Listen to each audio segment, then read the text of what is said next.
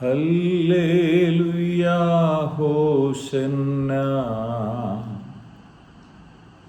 ഹല്ലേലൂയാ ഹോശന്ന ഹല്ലേലൂയാ ഹോശന്ന ഹല്ലേലൂയാ ഹോശന്ന ഹല്ലേലൂയാ ഹോശന്ന ഹല്ലേലൂയാ ഹോശന്ന ഹല്ലേലൂയാ ഹോശന്ന ഹല്ലേലൂയാ ഹോശന്ന ജീവനോടുയർത്തവനേ, അങ്ങേ വാഴ്ത്തി സ്തുതിച്ചിടുന്നു. ജീവന്റെ ആധാരമേ, അങ്ങേ വാഴ്ത്തി സ്തുതിച്ചിടുന്നു. ഹല്ലേലൂയാ ഹോശന്ന ഹല്ലേലൂയാ ഹോശന്ന ഹല്ലേലൂയാ ഹോശന്ന ഹല്ലേലൂയാ ഹോശന്ന. വീണ്ടും വരുന്ന യേശു ക്രിസ്തുവിൻ നാമത്തിലുള്ള സ്നേഹവന്ദനങ്ങളെ എല്ലാ പ്രിയപ്പെട്ടവരെയും ഈ സമയത്ത് അറിയിക്കുന്നു.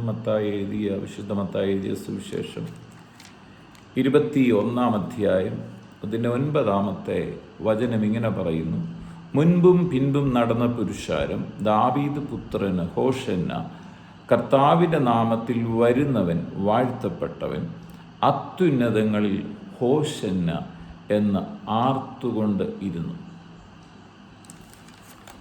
ഈ വേദഭാഗം യേശു കർത്താവിൻ്റെ യെരുശലേമിലേക്കുള്ള ജയോത്സവ പ്രവേശനത്തെക്കുറിച്ച് വിശദീകരിക്കുന്ന ഭാഗമാണ്. വിശുദ്ധ മത്തായി എഴുതിയ സുവിശേഷം 21 അധ്യായം 1 മുതലുള്ള വാക്യങ്ങൾ. അവിടെ ഇങ്ങനെ പറയുന്നു: അനന്തരം അവർ യെരുശലേമിനോട് സമീപിച്ചു. ഒലിവ് മലയ്ക്കരികെ ബെത്ഫഗയിൽ എത്തിയപ്പോൾ യേശു 2 ശിഷ്യന്മാരെ അയച്ചു. നിങ്ങൾക്കെതിരെയുള്ള ഗ്രാമത്തിൽ ചെല്ലുവിൻ. അവിടെ കെട്ടിയിരിക്കുന്ന ഒരു പെൺകഴുതയും അതിൻ്റെ കുട്ടിയും കാണും. ഈ കഴുതയെ കെട്ടിയിരിക്കുകയാണ്. നിങ്ങൾ ചെല്ലുമ്പോൾ ആ കഴുതയും കുട്ടിയും കാണും. അതിനെ അഴിച്ചു കൊണ്ടുവരണം.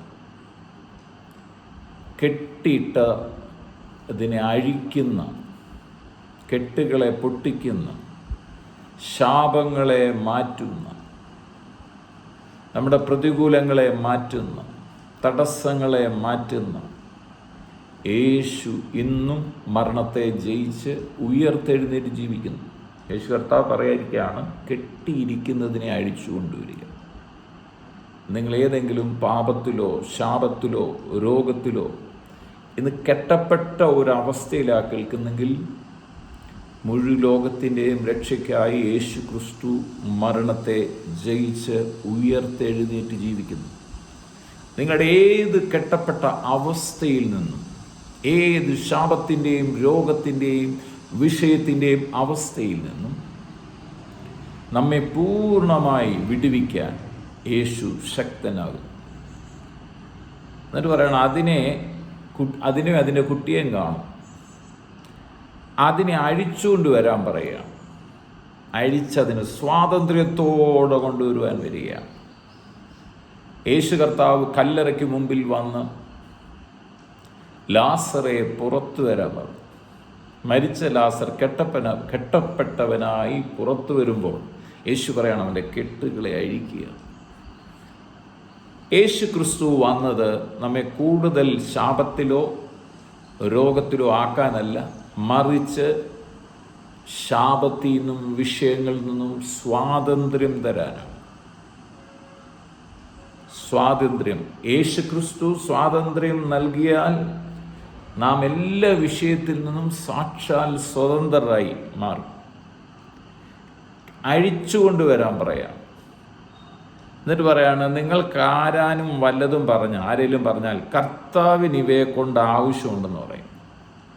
നീ വചനം കേട്ടുകൊണ്ടിരിക്കുമ്പോൾ ലോകത്തിൽ ആർക്കും നിങ്ങളെ വേണ്ട നിങ്ങൾ ചിലപ്പോൾ ചിന്തിക്കുന്നുണ്ടാവും. നിങ്ങൾക്കാരും നിങ്ങളുടെ കൂടെ ഇല്ലെന്നുള്ള ചിന്ത ഉണ്ടാകാം. എന്നാൽ ഇന്ന് പകൽ മറന്നു പോകരുത്, യേശു ക്രിസ്തുവിന് നിങ്ങളെ ആവശ്യമാണ്. ആരും ശ്രദ്ധിക്കപ്പെടാത്ത കെട്ടപ്പെട്ട കഴുതയെ കർത്താവ് കൊണ്ടുവന്നെങ്കിൽ, കർത്താവിൻ്റെ രാജ്യത്തെ എഴുന്നള്ളത്തിന് വേണ്ടി കൊണ്ടുവന്നെങ്കിൽ, അതിനെ സ്വാതന്ത്ര്യത്തോടെ അയച്ചെങ്കിൽ, നിന്നെ കേൾക്കുന്ന പ്രിയ സഹോദരങ്ങളെ, നിങ്ങളുടെ ജീവിതത്തിൻ്റെ ഏത് പ്രതിസന്ധിയിലൂടെയാണോ നിങ്ങളിപ്പോൾ കടന്നു പോകുന്നത്, അതിൽ നിങ്ങളെ അഴിച്ചു സ്വാതന്ത്ര്യം തരാൻ യേശു ക്രിസ്തു ആഗ്രഹിക്കുന്നു. അതുമാത്രമല്ല, നിങ്ങളെ ആർക്കും വേണ്ടാന്നൊരു ചിന്തയിലാണോ നിങ്ങളിരിക്കുന്നത്? മറക്കരുത്, യേശുവിന് നിന്നെ ആവശ്യമുണ്ട്. യേശു നിന്നെ സ്നേഹിക്കുന്നു. എന്നിട്ട് ഈ കഴുതയെ കൊണ്ടുവന്നിട്ട് എന്താ അവർ ചെയ്തത്? 7-ാം വാക്യം മുതൽ പറയാണ്, അവർ കഴുതയും കുട്ടിയും കൊണ്ടുവന്ന് തങ്ങളുടെ വസ്ത്രം അവയുടെ മേലിട്ടു. അവൻ കയറിയിരുന്ന് പുരുഷാരം മിക്കതും തങ്ങളുടെ വസ്ത്രം വഴിയിൽ വിരിച്ചു. മറ്റു ചിലർ വൃക്ഷങ്ങളിൽ നിന്ന് കൊമ്പ് വെട്ടി വഴിയിൽ വിതറി. മുന്നും പിൻപും നടന്ന പുരുഷാരം ദാവീദ് പുത്രന് ഹോശന്ന എന്ന് വിളിച്ചു. ഈ കഴുതക്കുട്ടി കിട്ടിയ സ്വീകരണമാണോ ഇത്? ഇങ്ങനെ ഒരു കഥയുണ്ട്. ഈ കഴുതക്കുട്ടിക്ക് ഈ ഹോശാന ദിവസം യേശു ക്രിസ്തുവിന് ജയോത്സവമായി കൊണ്ടുപോകുന്ന ദിവസം കൊണ്ടുപോയ കഴുതക്കുട്ടി പിറ്റേ ആഴ്ച അവിടെ ചെന്നു എന്നാണ് പറയുന്നത്. തൻ്റെ മുമ്പിൽ വസ്ത്രം ആളുകൾ ഇടും, മരത്തിൽ നിന്ന് ചില്ലിക്കൊമ്പുകൾ ഇടും എന്നൊക്കെയുള്ള പ്രതീക്ഷയോടാണ് കടന്നുപോയത്. പക്ഷെ എന്നാൽ അവിടെ ചെന്നപ്പോൾ കുറേ കുഞ്ഞുങ്ങൾ നിൽക്കുന്നു, കുസൃതി കുഞ്ഞുങ്ങൾ. അവർ ഈ കഴുതക്കുഞ്ഞിനെ കല്ല് വരിച്ചെഴുതുകയും കുന്തം കൊണ്ട് വലിച്ചെറിയുകയും മുറിവേറ്റ് അവശനായി ഭവനത്തിൽ വരുമ്പോൾ അമ്മയോട് കഴുതക്കുഞ്ഞ് പറഞ്ഞു, കഴിഞ്ഞ ആഴ്ച എന്തു വലിയ സ്വീകരണമായിരുന്നു. അതേ മനുഷ്യർ, അവർ നന്ദിയില്ലാത്തവരാണ്, അവരെന്നെ ഉപദ്രവിച്ചിരിക്കുന്നു. അപ്പോൾ കഴുതക്കുഞ്ഞിൻ്റെ അമ്മ പറഞ്ഞു, മോനെ, നിനക്ക് ലഭിച്ച സ്വീകരണം നിനക്കുള്ളതല്ലായിരുന്നു, നിന്റെ മേൽ ഇരുന്ന ആ വ്യക്തിക്ക് ലഭിച്ച സ്വീകരണമാണ്. എന്നെ കേൾക്കുന്ന പ്രിയ സഹോദര സഹോദരി, നമുക്ക് ലഭിക്കുന്ന അംഗീകാരം, സ്വർഗത്തിൻ്റെ അംഗീകാരം, നാം ദൈവമക്കളെന്നുള്ള അംഗീകാരം നമ്മുടെ നന്മ പ്രവൃത്തി കൊണ്ടൊന്നും ലഭിക്കുന്നതല്ല എന്ന് നാം മറന്നു പോകരുത്. പകരം പുത്രനെ നാം സ്വീകരിച്ചപ്പോൾ യേശു ക്രിസ്തുവിലൂടെയാണ് നാം ഇന്ന് അനുഭവിക്കുന്ന നന്മകൾ, അനുഗ്രഹങ്ങൾ, ശാപമോചനം, പാപമോചനമൊക്കെ നമുക്ക് സൗജന്യമായി ലഭിച്ചത്. കൃപയാലാണ് നാം നിൽക്കുന്നത്. കർത്താവ് നമ്മുടെ മേലുണ്ടെങ്കിൽ നാം എല്ലായിടത്തും ജയാളികളായി മാറും. ദാവീദ് പുത്രന് ഹോശന്ന, കർത്താവിൻ്റെ നാമത്തിൽ വരുന്നവൻ വാഴ്ത്തപ്പെട്ടവൻ, അത്യുന്നതങ്ങളിൽ ഹോശന്ന എന്ന് ആർത്തുകൊണ്ടിരുന്നു. അവർ യെരൂശലേമിൽ കടന്നപ്പോൾ നഗരം മുഴുവൻ ഇളകി. ഇവൻ ആരെന്ന് പറഞ്ഞു. ഇവൻ ഗലീലയിലെ നസറത്തിൽ നിന്നുള്ള പ്രവാചകനായ യേശു എന്ന പുരുഷാരം. നിങ്ങൾ ഈ യേശുവിനെ കുറിച്ച് എന്തു പറയും? യേശു എൻ്റെ രക്ഷകനാണെന്ന് നിങ്ങളിന്ന് പറയുന്നുണ്ടെങ്കിൽ, യേശുവിന് വേണ്ടി നിങ്ങളുടെ കെട്ടുകളെ പിശാചിൻ്റെ മേൽ നിന്ന് അഴിച്ച്, പാപത്തിൽ നിന്ന് അഴിച്ച് എന്നേക്കുമായി സ്വാതന്ത്ര്യം പ്രാപിച്ചുവെങ്കിൽ കർത്താവിന് നിങ്ങളെ ആവശ്യമുണ്ട്. മറന്നുപോകരുത്. പ്രാർത്ഥിക്കാം. പിതാവേ, പ്രാർത്ഥിക്കുന്നു, യേശു ക്രിസ്തുവിൻ നാമത്തിൽ നീ വചനം കേൾക്കുന്ന എല്ലാ പ്രിയപ്പെട്ടവരെ അനുഗ്രഹിക്കുന്നു. കർത്താവ്, ഇവർ ഏതവസ്ഥയിലായിരുന്നോ ഈ വചനം കേൾക്കുന്നെങ്കിലും അവസ്ഥയിൽ നിന്ന് ഇവർക്കൊന്ന് സ്വാതന്ത്ര്യം ലഭിക്കട്ടെ. യേശു ക്രിസ്തു മുഖാന്തരം രോഗികൾ സൗഖ്യമാകട്ടെ, ഹൃദയഭാരങ്ങൾ മാറിപ്പോകട്ടെ, ആകുല ചിന്തകളും ഭയങ്ങളും ആകട്ടെ. കർത്താവിന് ഇവരെ കൊണ്ട് ആവശ്യമുണ്ടല്ലോ. കർത്താവ് ഇവരെ ഉപയോഗിക്കാൻ പോകുന്നതിനായി സ്തോത്രം.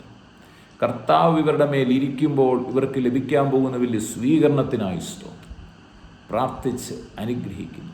സകല മഹത്വവും അറുക്കപ്പെട്ട കുഞ്ഞാട് യേശു ക്രിസ്തുവിൻ പൊന്നുനാമത്തിൽ പിതാവേ, ആമേൻ.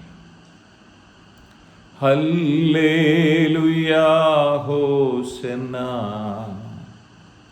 ഹല്ലേലൂയാ ഹോശന്ന, ഹല്ലേലൂയാ ഹോശന്ന,